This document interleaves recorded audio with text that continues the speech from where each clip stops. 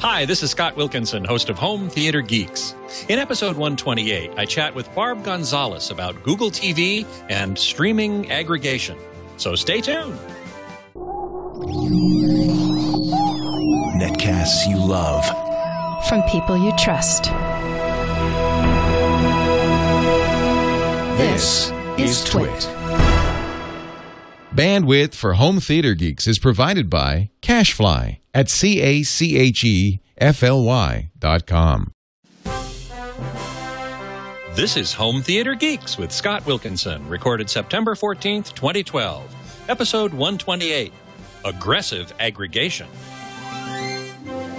This episode of Home Theater Geeks is brought to you by Netflix. Watch thousands of TV episodes and movies on your PC, Mac, iPad, iPhone, or TV instantly. All streamed directly to you, saving you time, money, and hassle. For your free 30-day trial, go to netflix.com/twit. Hey there, Scott Wilkinson here, the Home Theater Geek. On this week's episode, my guest geek is a returning guest, Barb Gonzalez, otherwise known as the Simple Tech Guru. Hey, Barb, welcome back to the show. Hey, thanks for having me, Scott. As always, those who are watching the live video stream at live.twit.tv or logged into the chat room at irc.twit.tv can post questions for Barb, and I'll pass along as many as I can.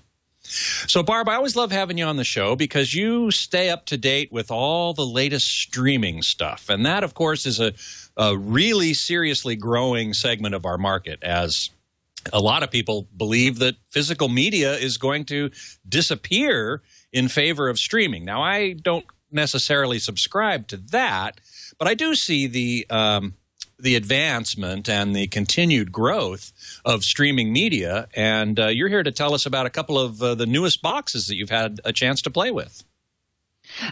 Exactly. I'm talking about the new Google TV standalone boxes that are available now. And one of them, of course, is the Vizio Co-Star, and the other one is the Sony Internet Player with Google TV. Now, Sony had Google TV built into one of their TVs last year or a year or two ago, something like that, right? Well, actually 2 years ago, definitely, because it was when Google TV first came out. They also had, when they first came out, it was the Google TV and a Blu-ray player that had both had Google TV. And I believe that this new one is the first one that they've come out with since that original offering. Yeah, I remember now the Blu-ray player as well. Before you get into those particular devices, how has Google TV as a service evolved since it was introduced now several years ago? I was very hopeful for it, and yet it received a lot of negative reviews, and I wonder how they have evolved since then and hopefully improved. Well, firstly, it was almost exactly 2 years ago. It was October of 2010 that it came out.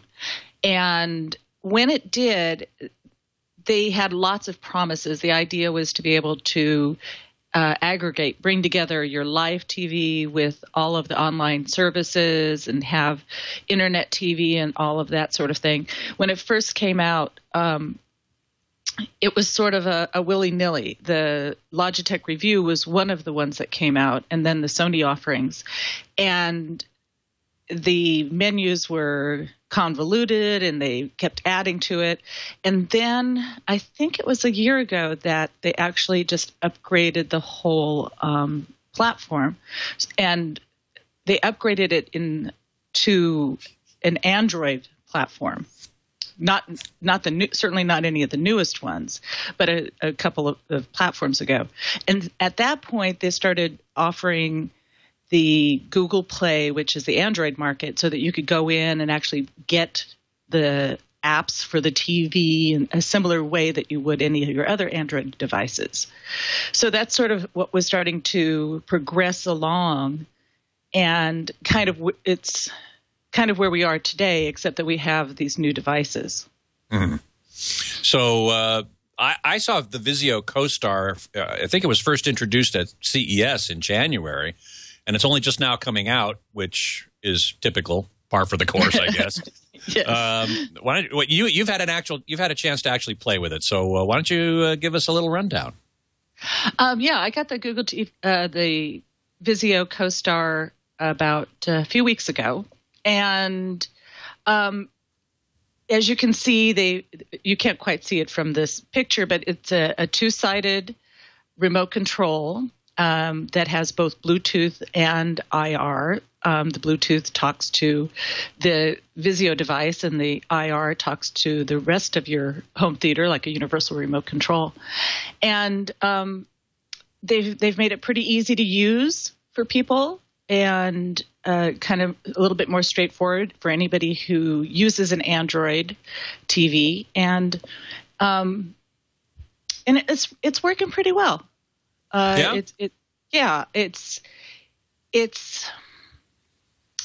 It can be set up to be easy for people, but I wouldn't say it was the easiest kind of streaming device out there.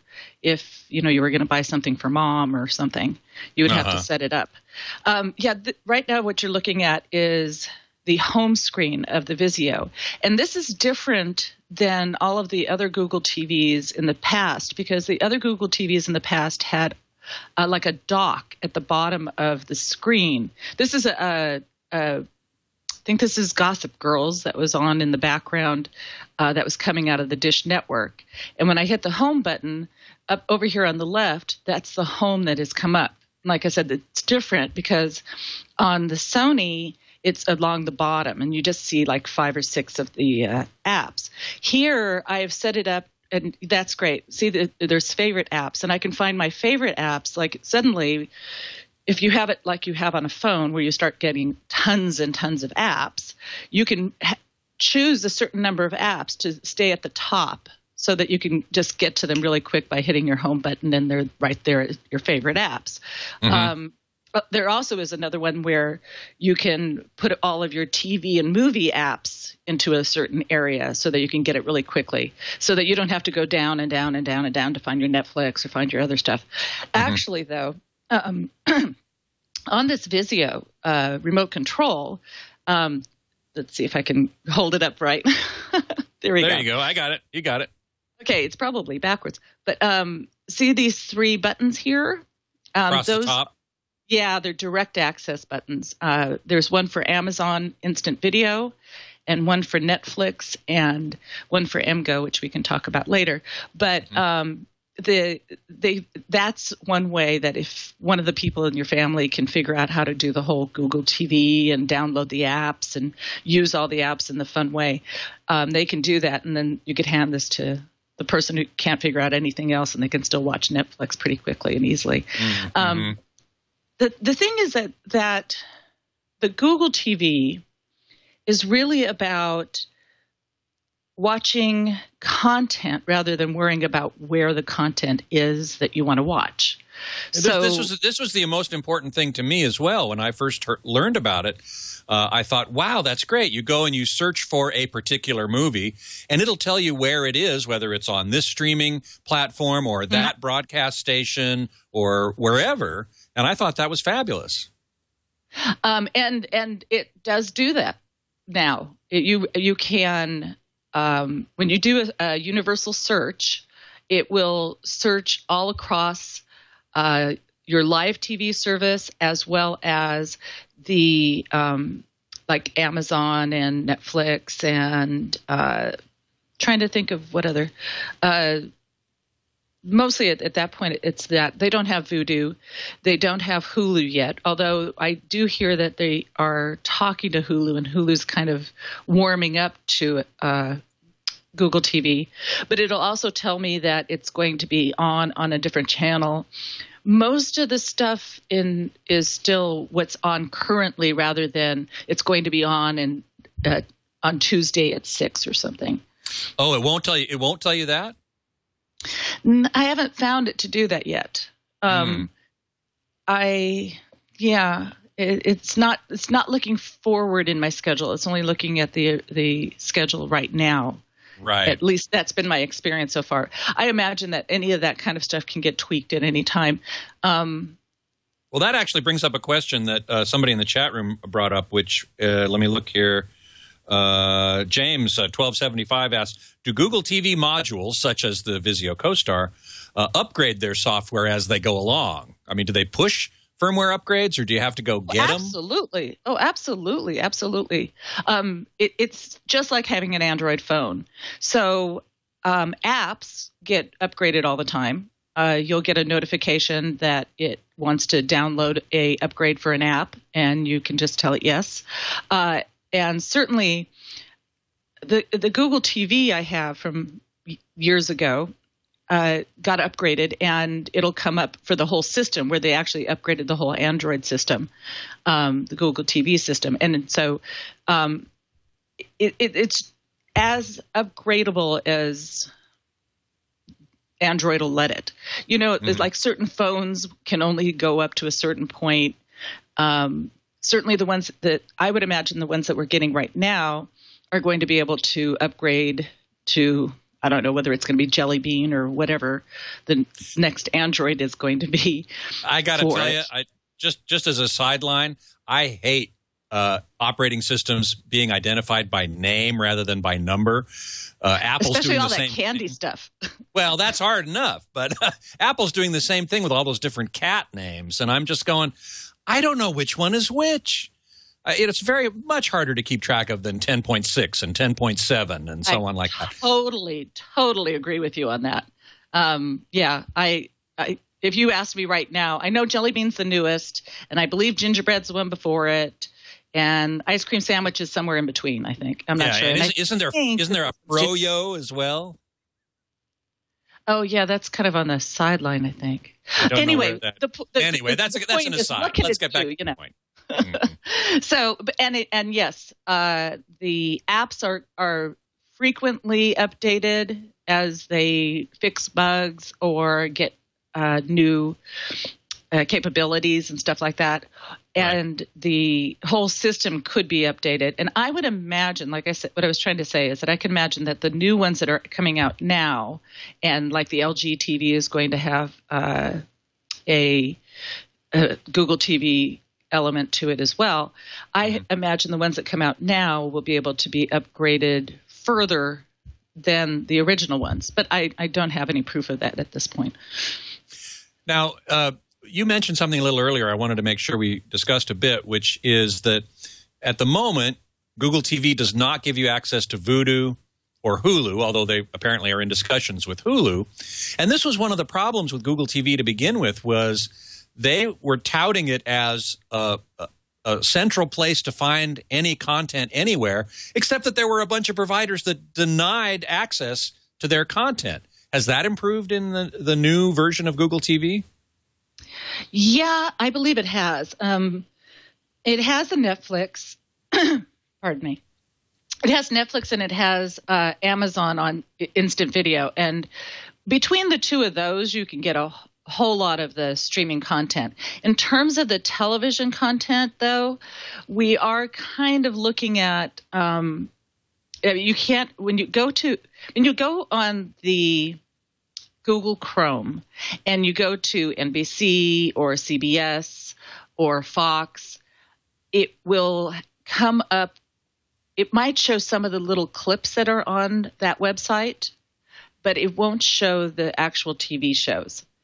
And so you get a little thing saying you can't play it on this device. Same thing happens when you try to go to Hulu.com, except that Hulu says, we're working on it. It may be coming soon. I was going to ask you about that because these Google TV devices have a version of Chrome browser on them, and I would have thought, just go to the website by the Chrome browser, but it's blocked even in that path as well, right? Right, because websites can be set up to know what kind of device the web browser is on. So when you go to NBC, NBC knows by the IP and by all of the other back-end coding what kind of device you're using. Are you using a Mac? Are you using a PC? Or are you using a Google TV or what? And so it can block those kinds of devices that it doesn't have agreements with, and in this case, Google TV. I think, though, that my experience now with it compared to when it first came out is a lot different, because a lot of the TV shows, if you have something like the Hopper, where it's recording all of the ABC, NBC, CBS, Fox, and those four, I think. I think so too. So it's recording all of that anyway. So you would have that available to you on the Google TV. And my experience is that I can, because it now actually does work with the dish box and with my other cable box, it works. It gives me the experience of having TV with it, where before it wasn't really finding the programs on the satellite or cable. Let me explain what I'm talking about, because please. Because what they've got going on the Google TV is an app that comes with the Google TV. It's called TV and Movies, I think, or Movies and TV. And it's an app, and it comes with all of the Google TVs. And when you click on it, after you've set it up, that you've got it connected to your satellite or cable, you tell them where you live, and you tell them whether you've got any premium services. And once you've done that, it goes into this app, and you go into the app and you can see a grid of cover art of what is playing on your TV at that particular time. So when I go to it, I see like there's The Matrix is up there, and what to expect when you're expecting, whatever it is, whatever the movies are. And it shows you how far along that movie is currently. And when you click on it, it goes and takes you straight to that channel on your cable or satellite box. So you're just picking the movie you want, and you don't really care where it's coming from, and it happens to be coming from your cable and satellite box. Does that make sense to you? It does, totally. And it brings up a question in my mind, which is, being a home theater geek, of course, I would want to know where it's coming from, because if it's coming from a streaming source, it might very well not be as high quality a video stream anyway, a video quality, as it would be from a broadcast source, for example. Actually, my experience is the opposite. Really? Because you get a lot of compressed stuff that comes over satellite, and sometimes it's not as perfect. But I get high definition Amazon. Now, remember, I have that ridiculously fast internet, so I always get the high definition. So it's true. You have like what 100 megabits per second into your home? I do. It's almost embarrassing. Man. So yeah, it's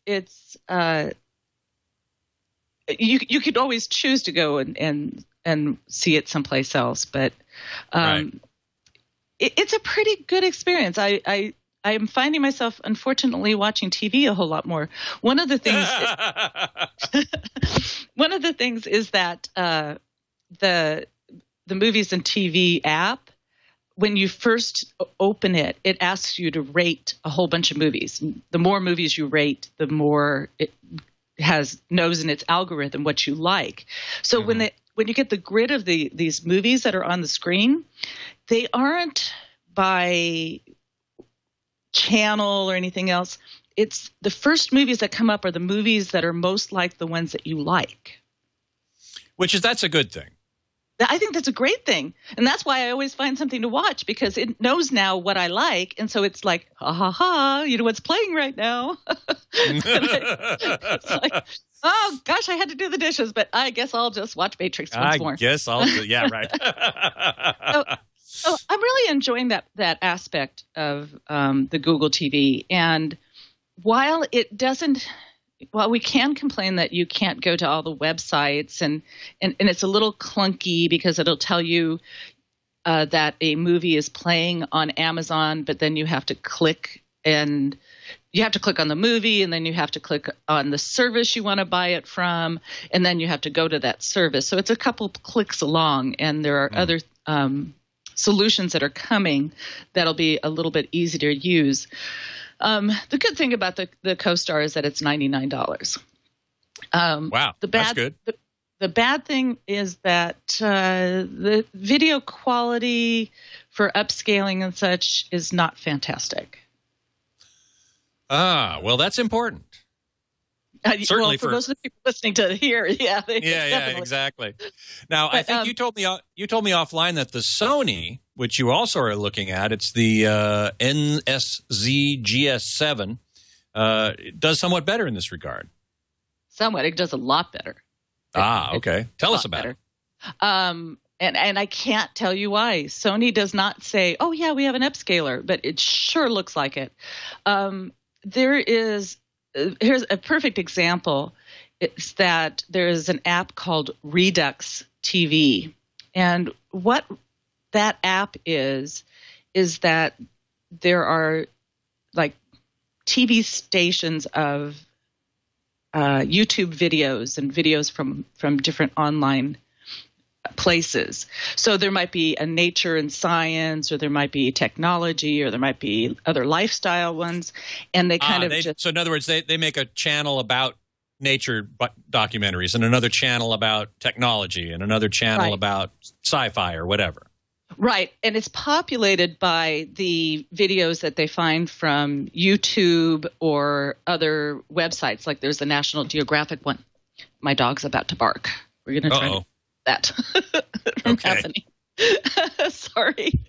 That's all right. So anyway, you want to go off me for a second here. Let's go back to Scott for a second, okay? Thanks. Okay. While she's taking care of her dog, I think this might be a very good time to thank our sponsor for this episode, which is Netflix. Of course, we're talking about streaming during the whole show today, and Netflix we've mentioned many times because it's available just about everywhere on just about every device you can imagine. The Netflix app is available on televisions, Blu-ray players, standalone streamers like the ones we're talking about today, game consoles, even your computer, and even your smartphone and your tablet. It's, like I said, it's ubiquitous, and it offers thousands of TV episodes and movies streamed directly to you, as many as you want, all for one low monthly subscription. You can even start on one device and finish on another, so that you don't need to stop what you're doing just because you got to move to a different room. Now, for TWiT listeners, you can get a 30-day free trial if you are one of the few that don't happen to already have Netflix. All you have to do is go to netflix.com/twit.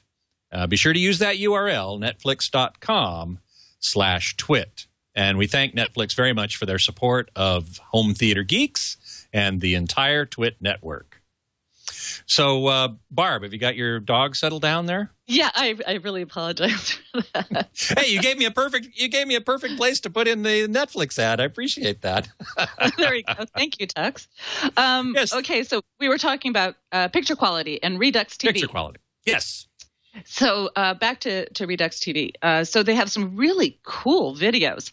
There's one that showed a place in the Maldives where tens of thousands of manta rays would gather. It was so cool. It was very cool. So I watched it on the Vizio, and it was what did you call it? Something blocking, the little blocky pictures, the macro artifacts. Blocking. Yeah, macro blocking is when the picture sort of dissolves or decays into these large blocks, square blocks. Typically, sometimes people call it pixelation, but the more accurate term is macro blocking, and it can come from overly data compressed video. And you said that the Vizio exhibits it much more than the Sony, huh? Well, the Vizio exhibits it, period, which makes it kind of hard to watch. And when you're talking about these beautiful creatures that are, flying through the water, it's completely lost when it's all blocks just kind of going through the water. So what I did is I did a direct comparison between the Vizio there and the Sony, and exact same video, exact same connection, just moments difference in time. And the Sony was, I wouldn't say it's beautiful, but it was at least standard definition quality. So there was none of that macro blocking, or you couldn't see a lot of the compression. It may have not been as clear as high definition, certainly, but it had a element of more clarity and better contrast. So you could actually watch it. I mean, of course, you would want to watch it if you could in high definition, but if you couldn't and you wanted to still watch it, it was definitely watchable on the Sony. On the Vizio, for people like you and I, there's just no way we'd watch any of that content. Now, was that happening universally on every broadcast or every source coming into the Vizio, or just certain ones like Redux TV?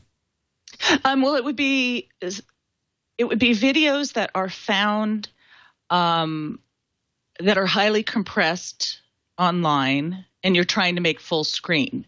I mean, now remember, if you want to watch it on Chrome in a smaller box, then you would be fine with it. But if you want to watch it full screen on your 46-inch TV and you're taking a low-quality YouTube video or other video that's compressed that's online, including the ones that through this Redux TV, those are the ones that I'm specifically talking about. The other stuff that's standard definition that had, like episodics and other things that are just 480p, those are okay. I mean, it's never great to watch that on high definition TV, but anyway, yeah. Yeah, across, and then high definition on the Vizio is absolutely fine. It's as good as everybody's kind of straight across the board. Gotcha. So, but the Sony just seems to have better picture quality, and I just wish they'd let us know why. Well, tell me, really, is there an upscaler in there? No, there has to be. I mean, there has to be. I mean, there's just no question about it. The Sony's more expensive, though, than the Vizio, right? Oh, my gosh. It's double the price. Yeah. Double the price. $200 instead of $100. Right. And what Sony was telling me was that the reason that it's twice the price is that it has a great deal more storage. Onboard memory. It's got like 8 gigabytes of onboard memory versus 4. And I'm not quite, don't quote me on what the Vizio one, but they were saying that the Vizio could have like 50 apps and they could have so many more. Gotcha. Or anyway, just suffice it to say that the Sony can have more apps, that at some point we always want more apps. And the more apps that you have that actually have the video embedded in it rather than it streaming it, things like fitness videos or something like that, right, those would be better for the Sony. So, okay, so there's that, but I don't think that's a great selling point. The quality, that's a great selling point, but I'm not quite sure why that happens. And then the remote controls. Let me see if I can hold both of these guys up. There's the Vizio. That looks like the Vizio. That's the other side of the Vizio that we didn't see before. Right. And, this goes backwards, so let me see if I can do this. So if you notice, see all those blue markings on the keys? Uh-huh. Those are like secondary, so you have to hold down the function button to be able to do that, to press those keys. So there's a couple things that are happening with the Vizio. One is that you have to use the function button to do anything like your @ symbol, which is something you always seem to be using, right? Or numbers. If you want to do numbers, actually though, the Vizio does have the numbers on the back on the front. See, your channel. Which would be where you'd normally, select a channel number. Exactly. And you can use that to type in numbers as well. So you're kind of flipping it back and forth. So that's one thing. But the Sony, and I know you have a picture of this, but I'm going to hold it up here. It's backlit over there on the other side, since I can't see it. And so it's backlit. and it also has look at all the numbers on the top row. The numbers key. There's also another bottom row with symbols and such. Now, looks like a touch screen to me rather than physical buttons? No, they are. There's little thumby buttons, and around each of the ones is where it lights up. There we go. Here we see a photo of it. Now, the other thing you can notice about this is that, see, if you press the function and the search key at the same time, that turns on the light.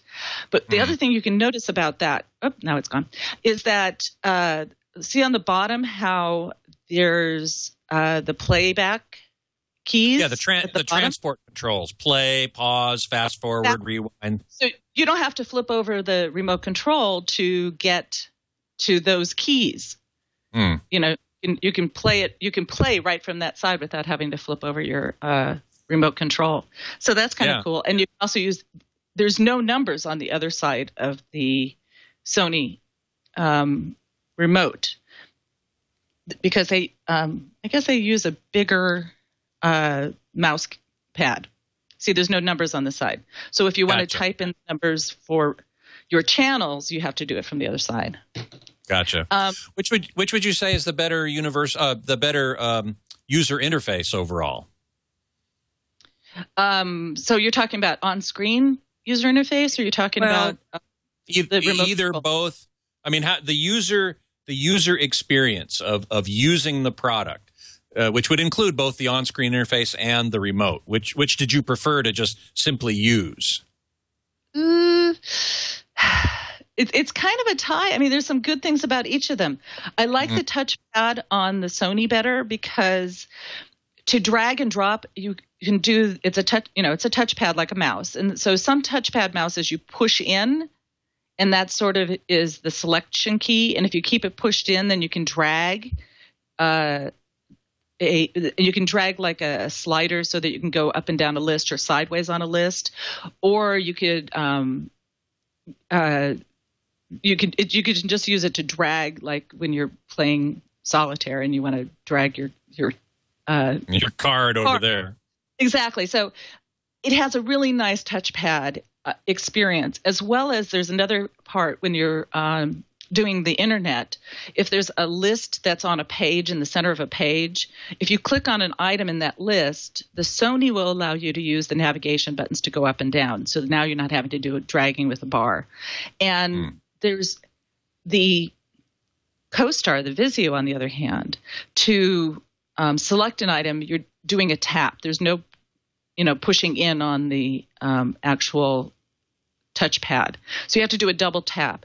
And if you want to do any kind of dragging, you have to hold down the dash key while with the other hand, you're moving things around. And I didn't find it to be as smooth of an experience. So anytime I want to go across the internet, I much preferred the Sony. And I also much preferred the Sony for typing things in because I can see it at night because it's lit. And so that was all good. And it did pretty well, I suppose, on everything. It just didn't have quite as intuitive on the other side in terms of where the picture-in-picture was or the search and all of that, which on the Vizio is a little bit more like you would find on your cable or satellite, where the buttons are on it, kind of. So it was easier for me to, if I was just using it to watch satellite TV, watch Dish Network, it was a little bit easier to do that on the Vizio. But, they're both pretty cool. And I, so is Sony worth the extra money? I'm not sure. Depends on what you're watching. The picture quality argument alone would make it worth the money to me. Yeah, I understand. Oh, here's another thing, though. It's not really $100 more because they give you $45 in credits to buy or rent movies on the Sony Video Unlimited VOD. Okay, well, there you go. Beatmaster in the chat room has said, Barb has always been fond of the picture quality of the WD TV line. Are the Sony and Vizio equal to it? I wouldn't put the Vizio in the same level, but I would definitely say that the Sony is either as good or better. Cool. Woodbox is asking, do these devices require a TV and a set-top box, or will they work with an internet connection and computer monitor only? Well, they are a set-top box, these devices. And I suppose you could put them on a computer monitor, but why would you? We're talking about home theater here. So I don't know. Do you have anything to say about that?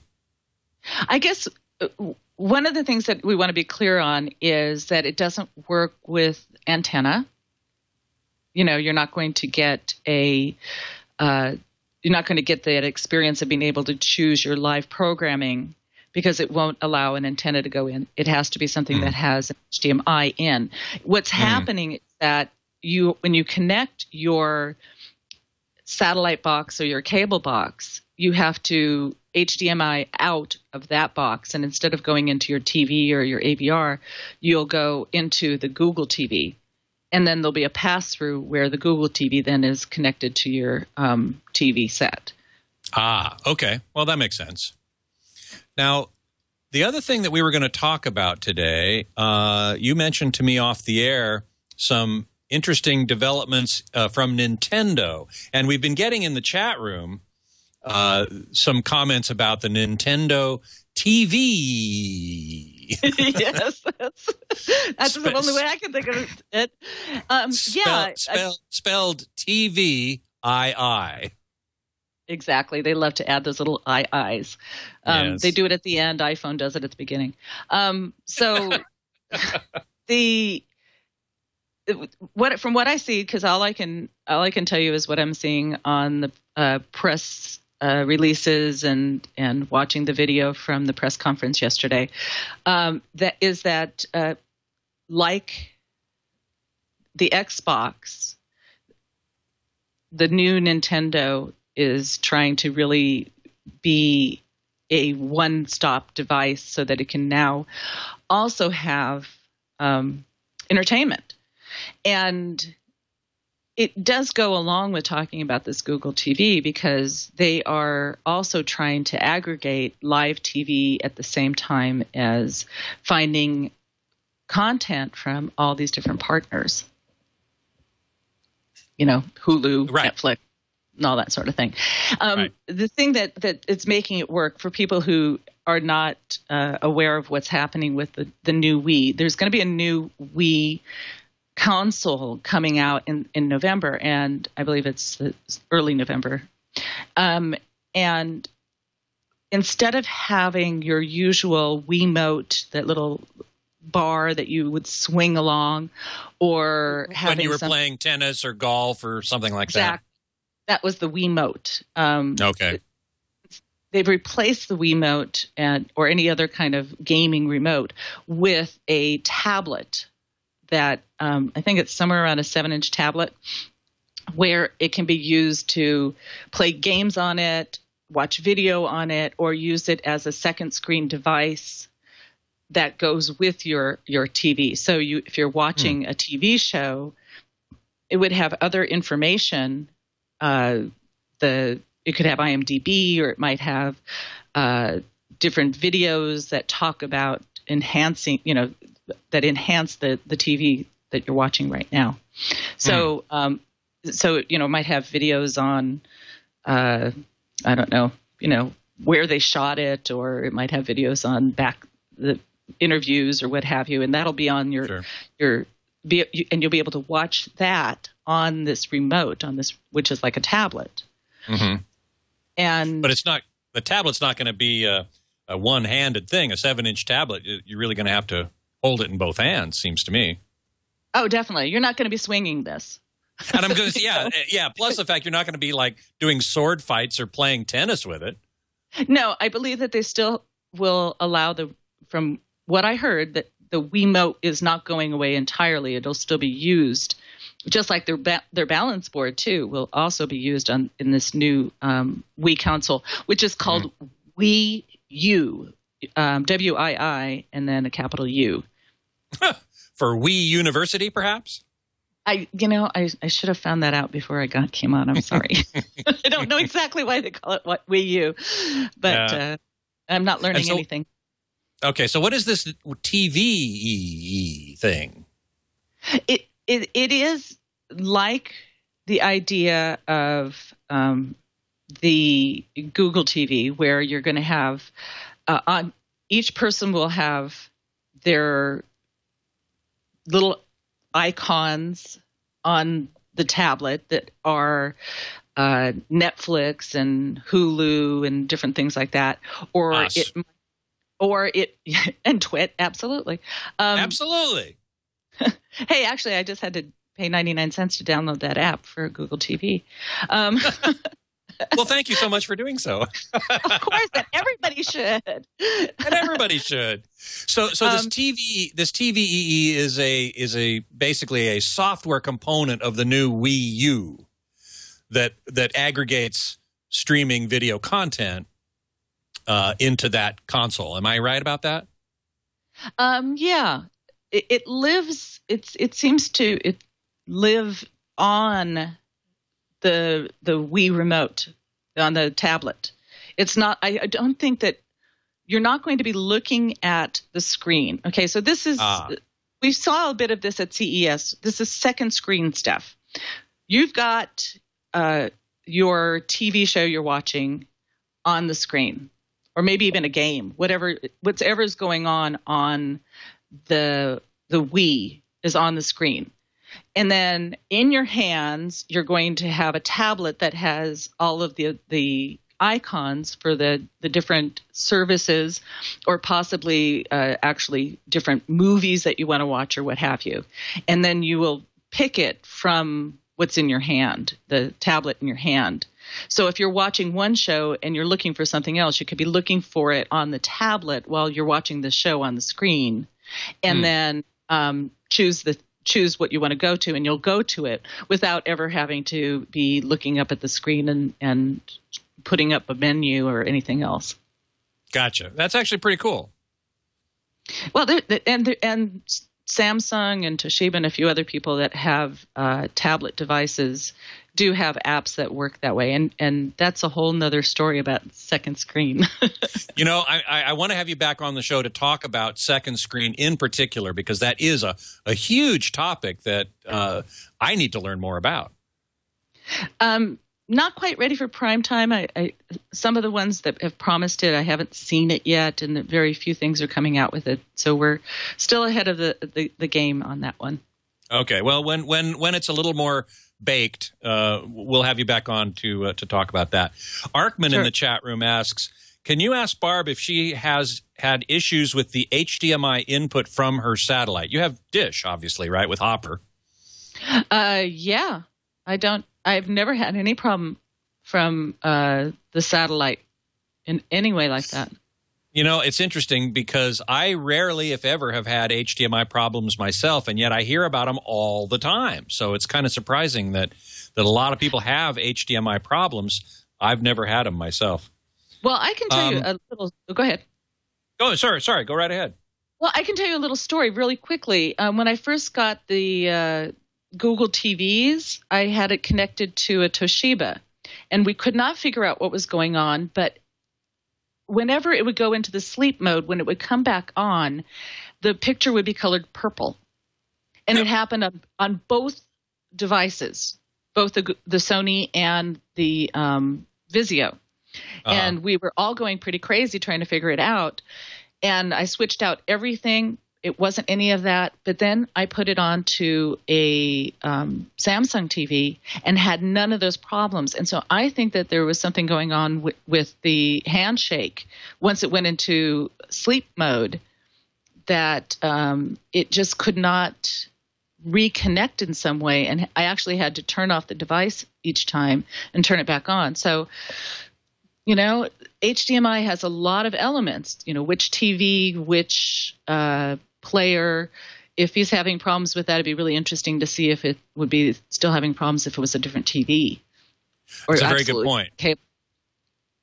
Yeah, plus the fact is, as you daisy chain HDMI devices together, I suppose you could have the potential to run into more problems with handshaking and the EDID, the extended display ID, and all these various things trying to communicate with each other. I suppose that might, in fact, be a good point. I'm going to be having Steve Venuti, the president of HDMI licensing, on the show in a couple of weeks. Great guy.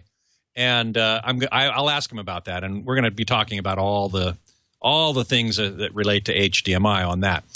Meanwhile, though, in the last segment here of the show, I wanted to talk to you about the trend toward searching and aggregation.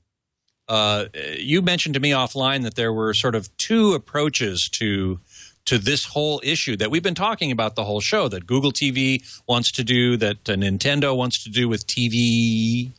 Tell us a little bit about that. Well, one of the things that they've been talking about a lot is for years, now that we've got so much content on the internet and everything, is how do you find what you want to watch, and how do you go to different, I have to go to Hulu for this, or I have to go to Netflix for that. And I think what they find is that people want to see a movie and they really don't care where that title is playing. So there's these new services, new apps, and certainly things like the Wii U and the Google TV, they're all trying to aggregate it so you can just look for the certain kinds of titles that you want. Now, the other thing is that with all the titles that are out there, how do you find what you really want to watch? And the two approaches that I had talked to you about offline were, is it friends' recommendations, or are they algorithms?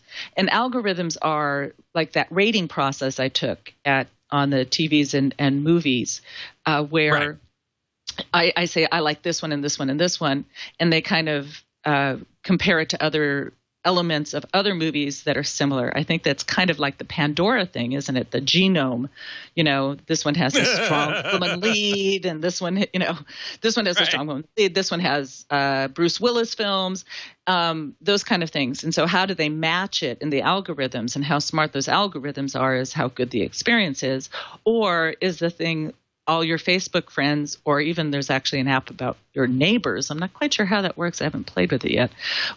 What are other people watching? And so what would you want to watch and watch or watch with them? Say, hey, I'm watching this. Come watch it with me. Well, that's certainly another of the second screen experiences that I can imagine is if there's some big premiere show or the season finale or something, and you want to watch it in real time with some friends, and you can then be chatting with them on the second screen while you're watching. I'm not sure I'd want to watch the same thing that my neighbors are watching, to tell you the truth. I hope they're not watching this. So, yeah, and I've seen the thing about the second screen is I've seen it at CES, but I haven't really seen it coming into our homes and seeing the press releases. People are just not really playing with it as much yet, or they're just not available. Right.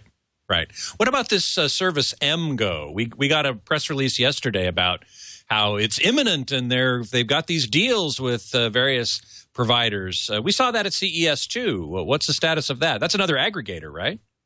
Yeah, it is another aggregator. And that it was really confusing to see that MGO had all of these licensing deals, because they talked about aggregating from Disney or actually not Disney, specifically not Disney, but Universal and 20th Century Fox and Warner Brothers and such. They talked about that at CES. MGO is sort of like what we're talking about with the Wii U remote and everything else. What do you want to watch without worrying about where you're going to watch it? Mm-hmm. Now, MGO is a little bit different than the ones we've been talking about, because when we saw it at CES and we reported on it at CES, it was an aggregate like this. But what it's turned into, I spoke to their VP yesterday, and what it's turned into is something different, which is an actual VOD, video on demand. So it's sort of its own Vudu or its own, any other rental service. You're going to rent it from MGO, as well as being able to get all of your ultraviolet content that you might own will be available through MGO as well.